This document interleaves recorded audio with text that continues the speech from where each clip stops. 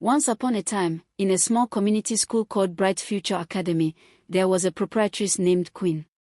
Everybody in the school feared her. Anytime her footsteps sounded in the hallway, teachers quickly adjusted themselves because they did not want trouble. Among all the teachers, there was one person Queen always picked on. Her name was Miss Ezin. Miss Ezin was a calm and hardworking teacher. She loved the children deeply, and the pupils loved her too because she taught them with patience. But no matter what she did, Queen always found fault in it. If she wore a simple dress, Queen would say, "Can't you dress properly like other teachers?" If she smiled too much with the pupils, Queen would complain, "You are too soft.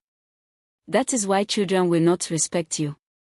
If the children did well in class, Queen would say, "Anybody can teach that topic." But if one child made a mistake, she would shout, "What exactly are they paying you for?"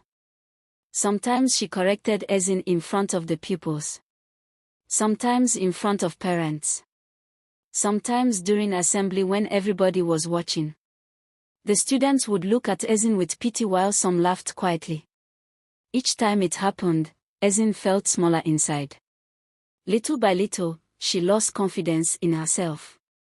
Every morning before leaving for school, she would stand in front of her mirror and ask herself, "Am I truly not good enough?" But nobody knew what she was going through.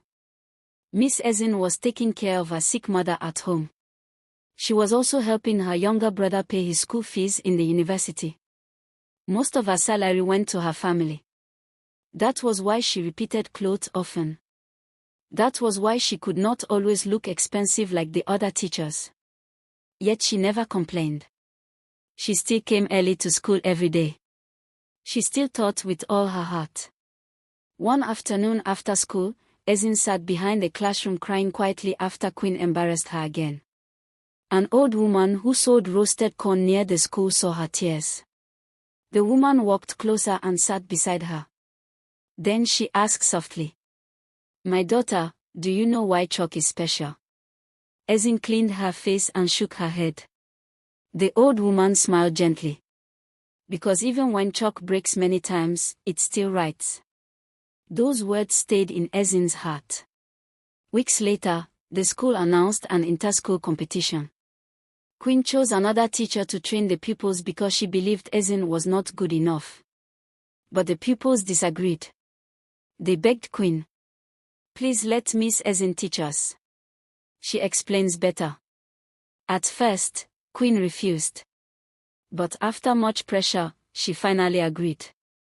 For days, Ezin trained the pupils with patience and care. On the day of the competition, the children surprised everyone. They answered questions confidently. They won the spelling contest. They won the debate competition. They even came first in mathematics. The whole hall clapped loudly.